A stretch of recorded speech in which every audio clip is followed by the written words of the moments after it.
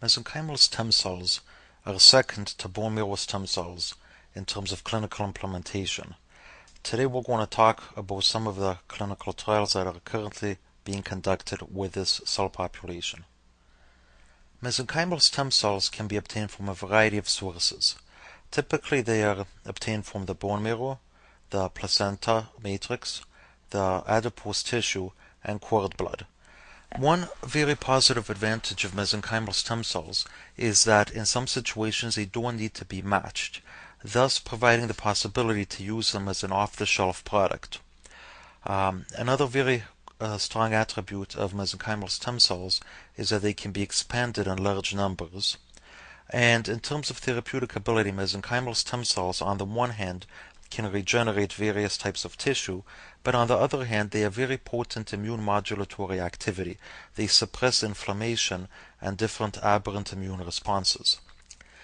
Mesenchymal stem cells have been clinically developed by Osiris Therapeutics to the point of phase 3 clinical trials.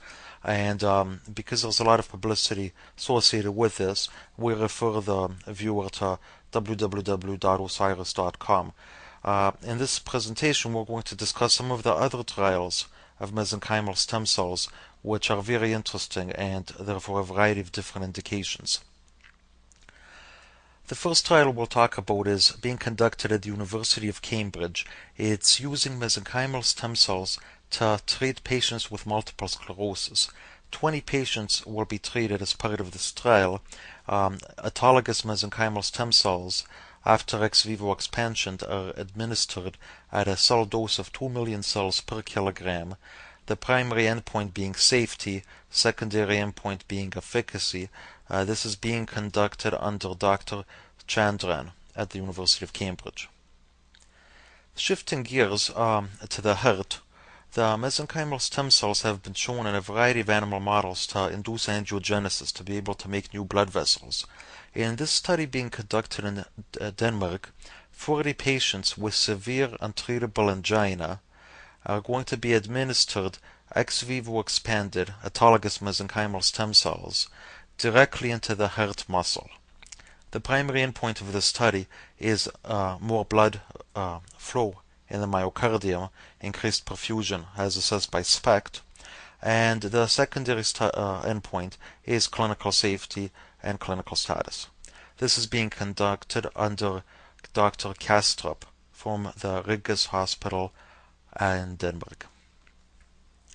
Another interesting cardiology study combines the use of autologous mesenchymal stem cells with coronary bypass procedure.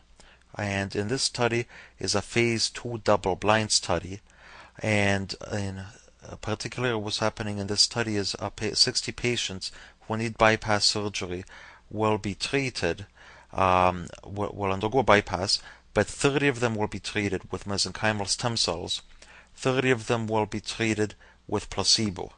And the primary endpoint is going to be a left ventricular ejection fraction. Secondary is going to be efficacy and safety.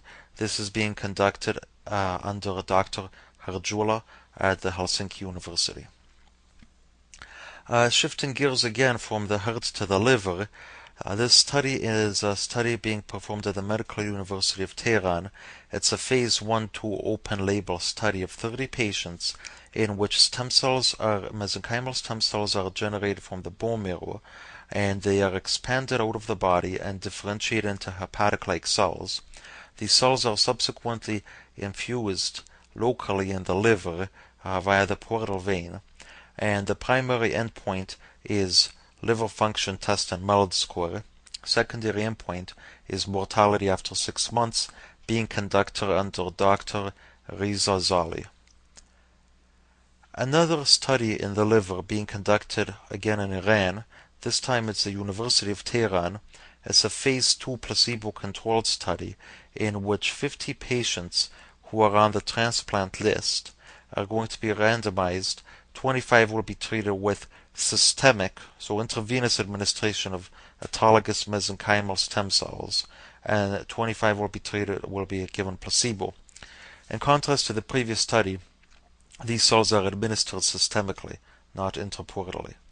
And primary endpoint is MELD, and quality of life. Secondary endpoint is lifespan for 1 year and tracking of the cells. This study is being conducted under Dr. Riza Malekzada. Another study now, mesenchymal stem cells, as we said before, are being used by Osiris Therapeutics in phase 3 trials for graft versus host. Here, an Indian study is a phase 1-2 study for graft versus host. Similar to Osiris, the stem cells are allogenic, and they're administered at concentrations of 1 to 2 million cells per kilogram. Primary endpoint is inducing remission of graft versus host. Secondary endpoint is toxicity and risk of relapse. This is being conducted under Dr. Matthews, again at the Christian Medical College in India. Yet another study looking at graft versus host. Here the mesenchymal stem cells are autologous, as in the Indian study. It's a study of 15 patients infusing similar concentrations, 1 to 2 million cells per kilogram allogenic mesenchymal stem cells. Primary endpoint is remission. Secondary endpoint is toxicity and infection. This one's being performed under Dr. Canizo at the University of Salamanca in Spain. Now, mesenchymal stem cells are known to induce regeneration of bone.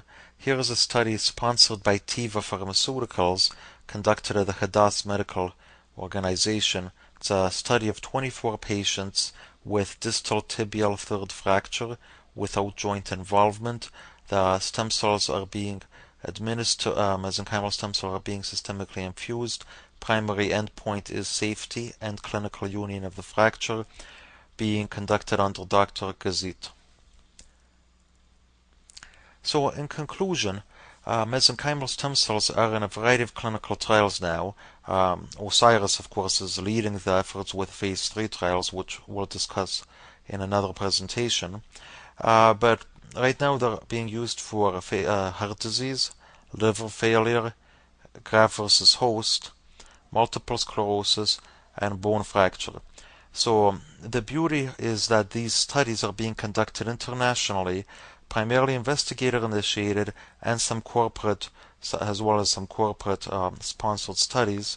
And basically the conclusion is that mesenchymal stem cells have advanced into the clinic and are most likely to be one of the first approved stem cell therapies for widespread clinical use. Thank you very much.